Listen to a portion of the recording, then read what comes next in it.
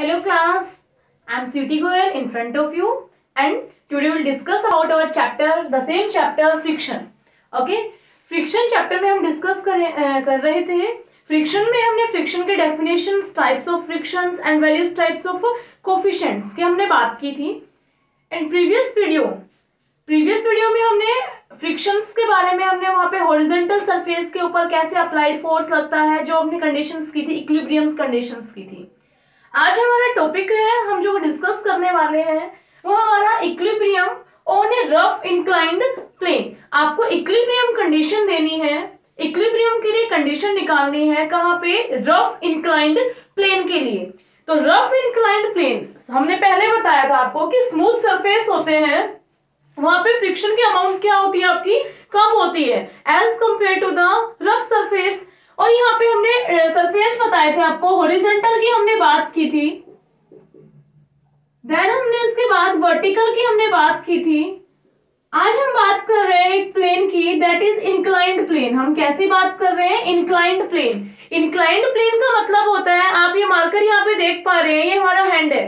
अगर ये इस तरह से रखा हुआ है तो हॉरिजॉन्टल है, ऐसे रखा होता है तो वर्टिकल. अगर ये कुछ झुक के इस तरह से अगर आपने इसको, ठीक है, एंगल बना के सरफेस के साथ रखा हुआ है, आपने स्लोप बना के रखा हुआ है, उस सरफेस को हम क्या कहते हैं? Inclined plane. हम क्या कहते हैं उसको? इंक्लाइंड प्लेन कहते हैं. तो इस न्यूमेरिकल के अंदर, सॉरी इस आर्टिकल के अंदर आप क्या करने वाले हैं? इक्विलिब्रियम निकालना है आपको रफ इंक्लाइंड प्लेन के ऊपर. तो आपने इस तरह से किया. यहाँ पे हम यहाँ पे कोई डायग्राम बनाते हैं, maybe you are able to see here.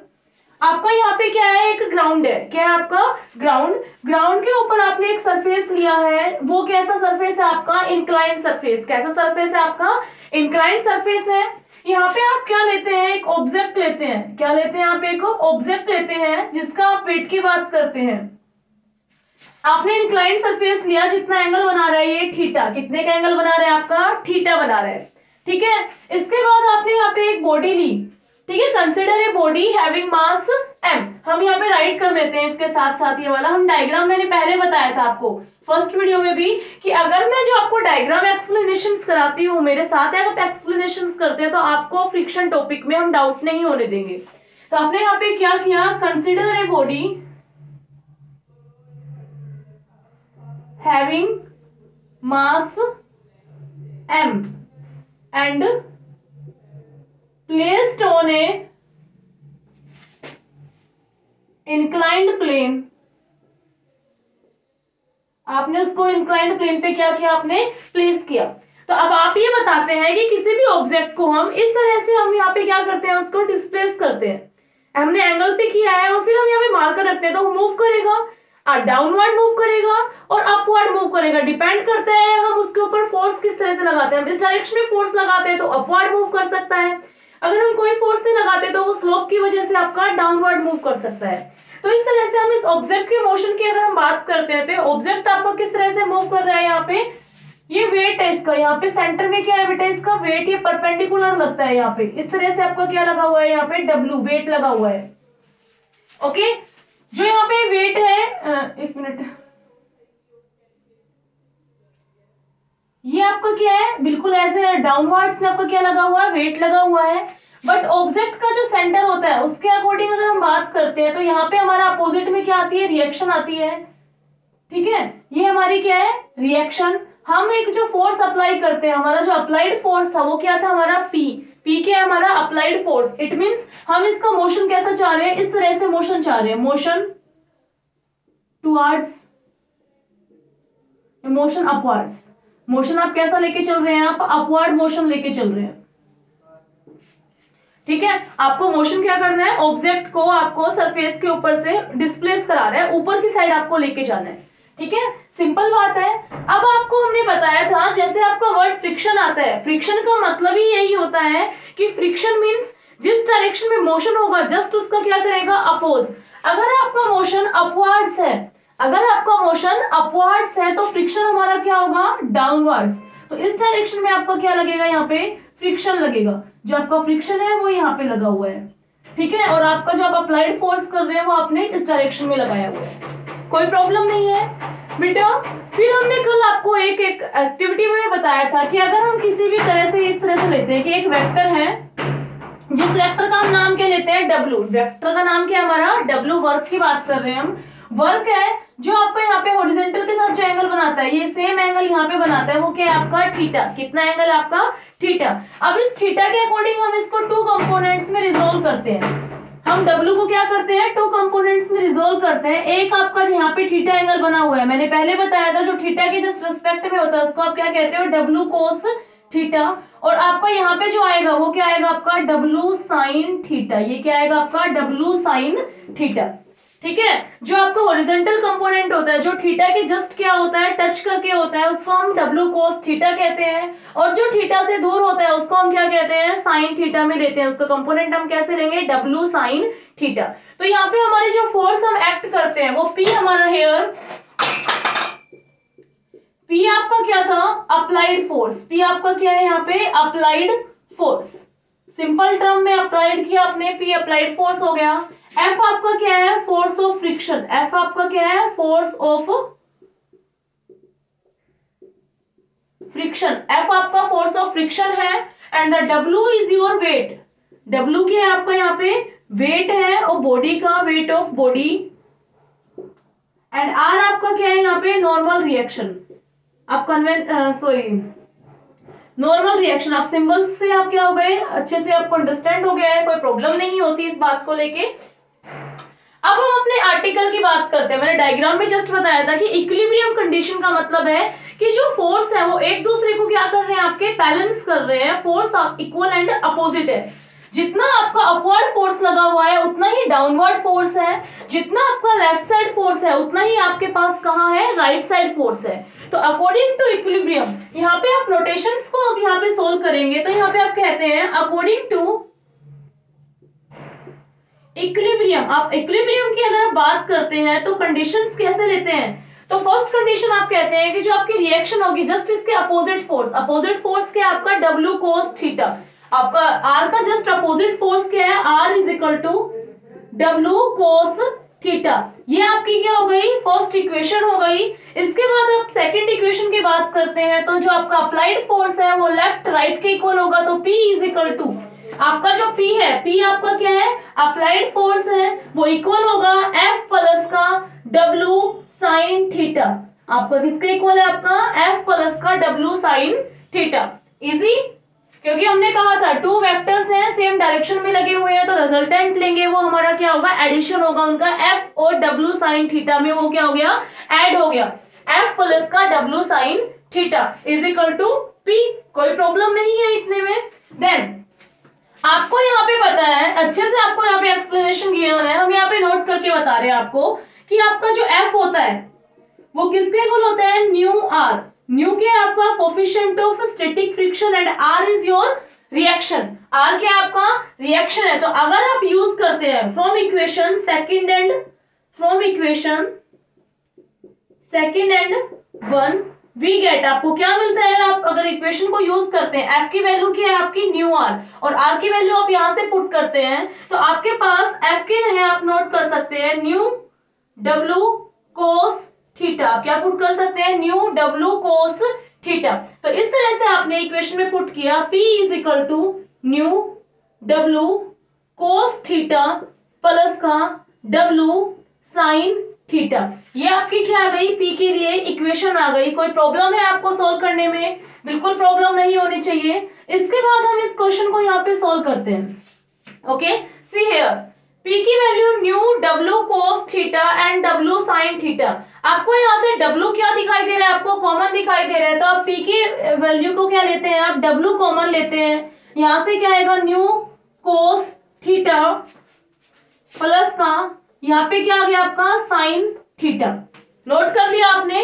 Note करने के बाद आपको यहाँ पे जो न्यू गिवन है बेटा, न्यू आपको क्या गिवन है यहाँ पे, कोफिशिएंट ऑफ स्टैटिक फ्रिक्शन। और जैसे आपने प्रीवियस वीडियो में किया है कि जो न्यू की वैल्यू होती है वो किसके इक्वल होती है, आपके tan फाई के इक्वल। कैसे होती है आपकी, tan फाई के इक्वल होती है। और tan फाई कैसे इक्वल होता है आपका, साइन फाई अपॉन में कोस फाई। सिंपल टर्म्स में आप कह सकते हैं कि आपके जो कोफिशिएंट ऑफ स्टैटिक फ्रिक्शन होता है वो क्या होता है, tangent of angle of slide या स्लोप, आपका जो स्लोप होता है किसी भी ऑब्जेक्ट का, तो उसका जितना भी एंगल है उसका क्या होता है, टेंजेंट होता है। तो न्यू की वैल्यू क्या आ गई, tan phi sin phi upon में cos फाई। तो आप यहाँ पे पुट करेंगे इसमें, तो P is equal to W, mu की जगह आप sin फाई पुट करते हैं, क्या पुट करते हैं आप, sin फाई अपॉन में cos फाई, यहाँ पे आप पुट करने वाले हैं cos theta and the plus sin theta.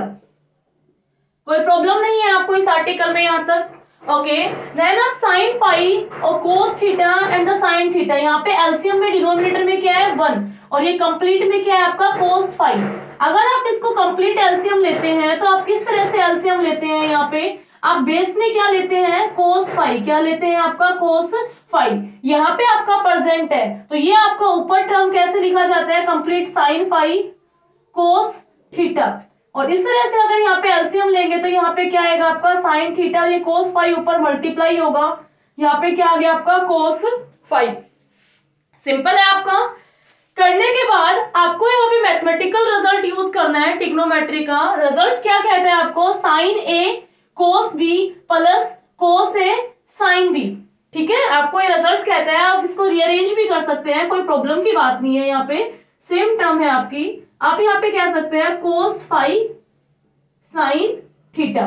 तो आपको यहाँ पे फॉर्मूला गिवन है, एक आइडेंटिटी होती है आपकी, वो आइडेंटिटी क्या है यहाँ पे हम नोट करते हैं एक शॉर्ट फॉर्म में, sin A cos B plus का cos A sin B is equal to sin A plus B। Result क्या निकलता है आपका, sin A प्लस B निकलता है। तो इसी तरह से हम इसमें यूज करेंगे, तो कैसे करेंगे, sin A cos B plus cos A sin B।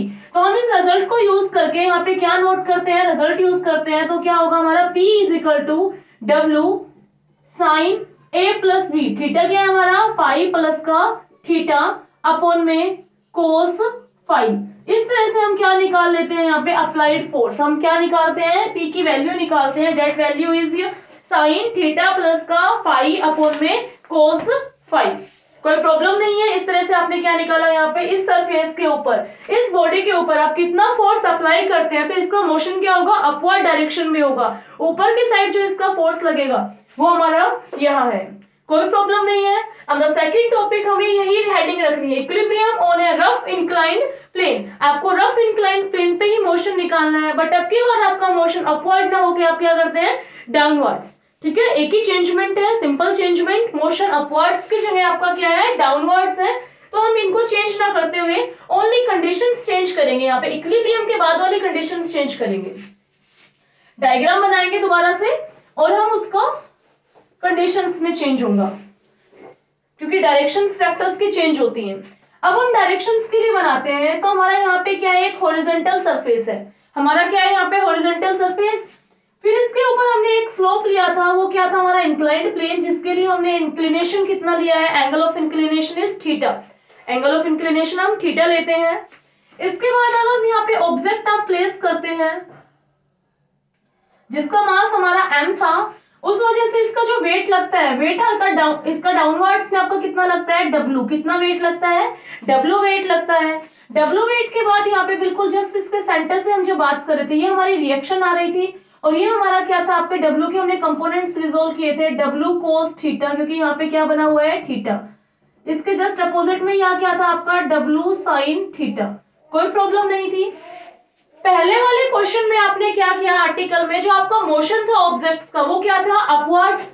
But इस केस में हम क्या कहते हैं, मोशन आप कैसे मूव कर रहे हैं, ऑब्जेक्ट इस तरह से मूव कर रहा है, तो मोशन क्या हो गया आपका, डाउनवर्ड्स। मोशन क्या हो गया आपका, डाउनवर्ड्स।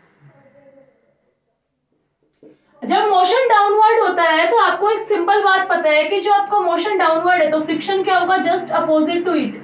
फ्रिक्शन क्या होगा, इससे जस्ट अपोजिट, ठीक है। अगर मोशन इस डायरेक्शन में है तो फ्रिक्शन क्या होगा, अपर वाली डायरेक्शन में, तो F की वैल्यू क्या होती है हमारी, न्यू आर। सिंपल टर्म में आप कह सकते हैं, ठीक है, कोई प्रॉब्लम नहीं है यहाँ पे। तो इसके बाद आप यहाँ पे इसको कैसे सॉल्व करेंगे, मोशन हमारा ऑब्जेक्ट का इस तरह से है, फ्रिक्शन लगाया आपने, अप्लाइड फोर्स, अपने अप्लाइड फोर्स के डायरेक्शन भी आपने क्या रखी हुई है, सेम डायरेक्शन रखी हुई है, फोर्स भी क्या कर रहे हैं, इसी डायरेक्शन में आप अप्लाई कर रहे हैं। P आपका क्या है, अप्लाइड फोर्स है, कोई प्रॉब्लम नहीं है। अब हमें इक्विलिब्रियम के कंडीशंस के अकॉर्डिंग सेटअप करना है अपना, ये सब कुछ हमारा सेम था, इसमें हम सेटअप करते हैं वो किस तरह से करेंगे, इक्विलिब्रियम है, it means upper force is equal to lower force, left side वाला force is equal to right side वाला फोर्स। तो उसके अकॉर्डिंग हम यहाँ पे करते हैं R is equal to W cos theta. Okay, first condition क्या कहते हैं आपको, R is equal to W cos theta, it is your first equation. Okay, second आपसे हम कहते हैं W sine theta is equal to P plus का F। आपका जो W साइन थीटा है is equal to P plus F। F क्या आपका फोर्स ऑफ फ्रिक्शन, जिसकी वैल्यू क्या होती है आपकी न्यू R, क्या होती है आपकी न्यू R। कोई प्रॉब्लम नहीं है, ये हमारी क्या है सेकेंड इक्वेशन। आप कहते हैं put the value of R, put the value of R from equation first in equation second, we get. आप क्या करते हैं, वैल्यू पुट करते हैं इक्वेशन 1 से इक्वेशन 2 में, और आपको जो मिलता है वो रिजल्ट हम यहाँ पे करके दिखाते हैं कि W sine theta is equal to P plus का न्यू R की वैल्यू क्या है mu W cos theta. Okay, ये वैल्यू क्या हो गई आपकी न्यू W कोस थीटा, कोई प्रॉब्लम नहीं है। फिर इसके बाद आपको यहाँ पे सोल्व करना है, P निकालना है। आपको क्या निकालना है, सेम पहले केस के अकॉर्डिंग आपको क्या निकालना है, P निकालना है। तो हम यहाँ पे इनको इरेज कर रहे हैं, P हमें क्या निकालना है, हमारे इस इक्वेशन से हमारा P निकालना है।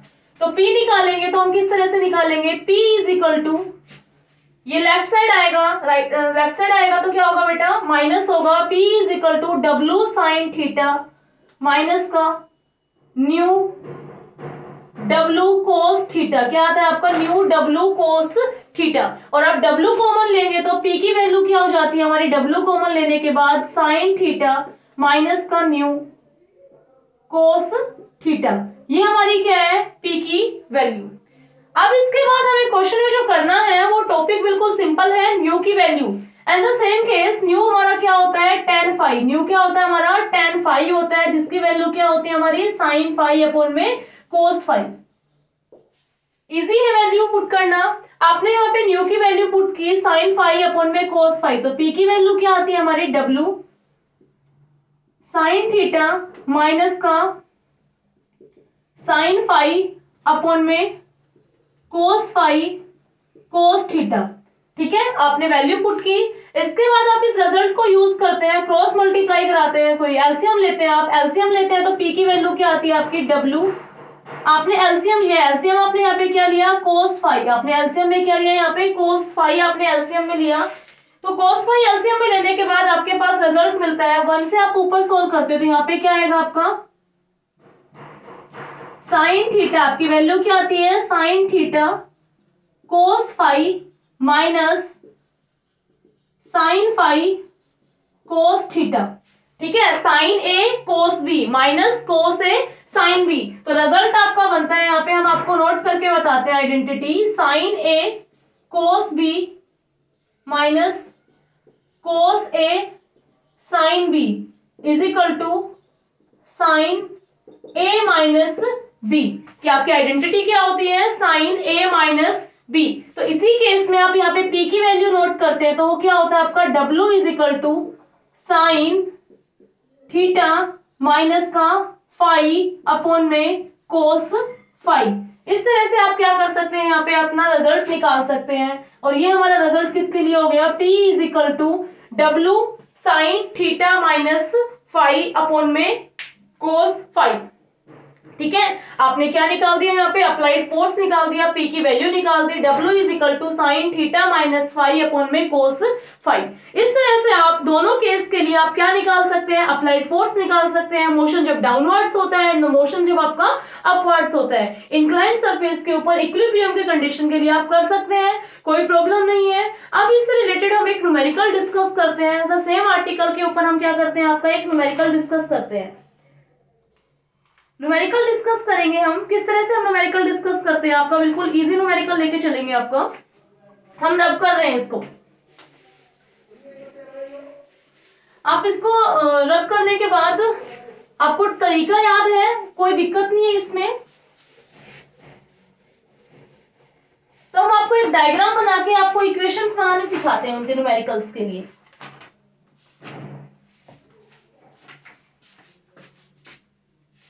अगर आपको इस तरह से कोई क्वेश्चन मिल जाता है, डायग्राम आपको दिखाई देता है, ये हमारा कल वाले टॉपिक के ऊपर न्यूमेरिकल हो गया हमारा, वो करते हैं पहले। आप दोनों टाइप से समझ जाएंगे। आपका एक बॉक्स है जिसका वेट कितना है हमारा यहाँ पे 20 kg, कितना वेट है हमारा, W है, वेट कितना है हमारा 20 kg, जिसको हम 20g से इंडिकेट कर रहे हैं क्योंकि मास इसका क्या है हमारा 20 है। इसके बाद इसकी जो रिएक्शन लगेगी वो क्या लगेगी, आपके अपवर्ड्स लगेगी जो रिएक्शन लगी हुई है। इसके ऊपर आपका जो एक फोर्स लगता है वो आपका एक एंगल से लगा हुआ है। फोर्स की वैल्यू है, हमने कल किया था, फोर्स को आप कुछ एंगल से लगाते हैं और वो एंगल कितना है आपको यहाँ पे, थीटा एंगल की जगह यहाँ पे आपको एंगल दिया हुआ है 30 डिग्री। कितना दिया है आपको 30 डिग्री। तो सेम इसी केस में पहले हमारा जो काम होता है, सरफेस देखेंगे, हमारा सरफेस कैसा है, हॉरिजॉन्टल सरफेस है। हॉरिजॉन्टल सरफेस के बाद यहाँ पे वेट कितना है हमारा 20g है। फोर्स है, फोर्स को हमने टू कंपोनेंट्स में रिजोल्व करना है। जहां पे थीटा टच होता है वो हमारा क्या होता है F cos 30, वो हमारा क्या निकलेगा F cos 30। और जहां पे हमारा थीटा टच नहीं होता वो हमारा क्या होता है F sin 30। सिंपल है, ठीक है। इसके बाद आपने यहाँ पे F किया है, यहाँ पे ये फोर्स ऑफ फ्रिक्शन नहीं है। अगर आप और को प्रॉब्लम होती है तो आप इसको P मान लीजिए। ये हमारा क्या है अप्लाइड फोर्स, ये हमारा क्या है आपका अप्लाइड फोर्स, जिसको आप फोर्स अप्लाई कर रहे हैं। तो इसी डायरेक्शन में आपका यहाँ पे क्या लगता है, आपका फ्रिक्शन लगता है। यहाँ पे क्या लगता है हमारा फ्रिक्शन लगता है, जिसको हम क्या मानते हैं F मानते हैं। सिंपल है, कोई प्रॉब्लम नहीं है इस न्यूमेरिकल में। तो आप ये कह सकते हैं क्वेश्चन की स्टेटमेंट के लिए कि आपका एक बॉक्स है, ठीक है। हम यहाँ पे स्टेटमेंट आपको नोट कर देते हैं। Box of 20 kg is pulled with uniform speed. Understand कीजिए स्टेटमेंट को साथ साथ, आपको प्रॉब्लम्स क्रिएट बिल्कुल नहीं होने देंगे हम। यूनिफॉर्म स्पीड अक्रॉस ए हॉरिजॉन्टल सरफेस। आपका सरफेस कैसा है, आपका हॉरिजॉन्टल सरफेस है। हॉरिजॉन्टल सरफेस हमने कल भी बताया था, आपके जो ग्राफ में एक्स एक्सिस होती है आपका जो, उसको क्या कहते हैं आप, हॉरिजॉन्टल सरफेस कहते हो। By a floor sorry by a force directed 30 degree above horizontal. आपके हॉरिजॉन्टल से कितने एंगल पे आपका फोर्स अप्लाई करता है, वो 30 डिग्री पे फोर्स अप्लाई करता है। The coefficient of friction is, the coefficient of friction is, जो आप कोफिशिएंट ऑफ फ्रिक्शन कह रहे हैं, इट मींस वो न्यू की वैल्यू गिवन है आपको। न्यू की वैल्यू क्या गिवन है 0.25, कि आपको कोफिशिएंट ऑफ फ्रिक्शन क्या गिवन है 0.25। आपको क्या फाइंड आउट करना है, what is the magnitude of force, what is the, आपको मैग्नीट्यूड ऑफ फोर्स निकालना है। मैग्नीट्यूड ऑफ फोर्स आपको फाइंड आउट करना है। बिल्कुल इजी क्वेश्चन है। देखिए अगर इस क्वेश्चन में भी आपको प्रॉब्लम्स होती हैं तो दिक्कत हो जाती है। सुनिए अब इसको, एक बॉक्स है जिसका वेट कितना है आपका 20 kg, जिसको हमने यहाँ पे 20g से इंडिकेट किया हुआ है क्योंकि फॉर्मूला हमारा वेट का क्या होता है mg। क्या वेट का फॉर्मूला होता है हमारा 20 mg। तो यहाँ पे हम क्या कर सकते हैं, इसको 20g कर दो, हम वो सिंपल लेके चल रहे हैं। हमारा क्या है w, क्या हमारा यहाँ पे अभी w है। उसके बाद इस pulled with a uniform speed, इसको हम खींचे जा रहे हैं। पुल्ड मींस क्या होता है, हम इसको अपनी साइड खींच रहे हैं अक्रॉस ए हॉरिजॉन्टल सरफेस। आपका सरफेस कैसा है, आपका हॉरिजॉन्टल सरफेस है। अगर हम आपको डायग्राम से बताते हैं तो ये हमारा क्या है हॉरिजॉन्टल सरफेस है। यहाँ पे एक ऑब्जेक्ट रखा हुआ है बॉक्स, जिसका वेट कितना है 20 kg। इसको हम अपनी साइड क्या कर रहे हैं, पुल कर रहे हैं। क्या कर रहे हैं, पुल कर रहे हैं। और फोर्स लगा रहे हैं वो हम एक एंगल से लगा रहे हैं। वो फोर्स हमारा क्या है 30 डिग्री एंगल से हॉरिजॉन्टल सरफेस पे लग रहा है, ठीक है। तो अब यहाँ पे हमें इसमें कंडीशन जो चेंज करनी, चेक करनी है, वो हमें क्या निकालना है, हमारे अप्लाइड फोर्स निकालना है। हमें क्या निकालना है, आपका अप्लाइड फोर्स। तो अप्लाइड फोर्स आप निकालेंगे तो अप्लाइड फोर्स किस तरह से निकलता है, सिंपल क्वेश्चन है। अगर हम यहाँ पे इक्विलिब्रियम सॉल्यूशन की हम बात करते हैं तो हम यहाँ पे किसकी बात कर रहे हैं, हमारे सॉल्यूशन की बात कर रहे हैं। तो सॉल्यूशन हम किस तरह से निकालेंगे, जितना हमारा P cos 30 होगा उतना ही हमारा क्या होगा, फोर्स ऑफ फ्रिक्शन। सिंपल है। तो इसके अकॉर्डिंग हम यहाँ पे करेंगे हेयर, अकॉर्डिंग टू फिगर आपका जो फिगर है वो आपको क्या इंडिकेट करता है कि जो P होता है आपका P cos 30 degree is equal to F। F क्या है आपका फोर्स ऑफ फ्रिक्शन, उसके क्या होता है आपका इक्वल होता है, कोई प्रॉब्लम नहीं है। उसके बाद आपसे यहाँ पे कहता है कि जो आपका नॉर्मल रिएक्शन है, जो आपका वेट है, वो किसके इक्वल है। यहाँ पे ये लेफ्ट राइट के लिए तो आपने फर्स्ट इक्वेशन बना दी जैसे हमने पहले कहा था डायग्राम से। अब यहाँ पे हम रिएक्ट बनाते हैं तो वो किस तरह से सॉल्व करने वाले हैं हम, जितना डाउनवर्ड फोर्स लगा हुआ है उतना ही हमारा क्या होगा अपवर्ड फोर्स, उसी डायरेक्शन में हमारा क्या होगा अपवर्ड फोर्स। तो उसके लिए हम इक्वेशन करते हैं तो हमारे W की वैल्यू क्या आती है हमारी P साइन 30 डिग्री प्लस का R। हमारी क्या वैल्यू आती है P साइन 30 डिग्री प्लस का R। ये हमारी क्या हो गई सेकंड इक्वेशन, हमारी क्या होती है ये सेकंड इक्वेशन। इसके लिए हम केस करते हैं, यहाँ पे सॉल्व करेंगे तो आपको F की वैल्यू पता है, इजीली आपको F की वैल्यू पता है। F हमारा क्या होता है, we know that F is equal to mu R। F की वैल्यू क्या होती है हमारी न्यू R होती है, और R की वैल्यू हम यहाँ से फाइंड आउट कर सकते हैं। और हम किस तरह से फाइंड आउट करते हैं, W माइनस का P sine 30 degree is equal to R। ये हमारी थर्ड इक्वेशन हो गई, और इस R की वैल्यू को हम यहाँ पे पुट करेंगे F की वैल्यू के अंदर, ठीक है। तो इस तरह से हम सोल्व करेंगे। तो यहाँ पे हम इक्वेशन के लिए नोट डालते हैं, और इक्वेशन नोट क्या डालते हैं हम, by use of equation third and first we get. आप इक्वेशन फर्स्ट और थर्ड को आप यूज करते हैं तो आपको क्या मिलता है कि आपको यहाँ पे P cos 30 क्या वैल्यू मिली, P cos 30 is equal to F। F की वैल्यू क्या है न्यू R, तो न्यू तो आपका हो गया, और R की वैल्यू आपको यहां से मिली है वो क्या है आपकी W माइनस का P साइन 30 डिग्री। आपकी वैल्यू क्या है W माइनस का P साइन 30 डिग्री। ओके, अब इसका मैथमेटिकल हम सोल्व करते हैं। वो मैथमेटिकल हम कैसे सोल्व कर पाएंगे, P cos 30। तो सबसे पहले आपको यहाँ पे P के टर्म्स को एक साथ लेके आना है, और विदाउट P के टर्म्स को आपको क्या करना है एक साथ लेके जाना है। तो आप इसके लिए कैसे सोल्व करने वाले हैं, यहाँ पे P cos 30 degree is equal to mu W minus का P साइन 30 डिग्री। तो आप यहाँ पे करते हैं इसको बोथ साइड मल्टीप्लाई कराते हैं, न्यू W माइनस का न्यू P साइन 30 डिग्री। आपने क्या किया mu P sine 30 degree, P वालों को आपने एक साइड किया तो इस तरह से अरेंज हो गया P cos 30 डिग्री प्लस का न्यू P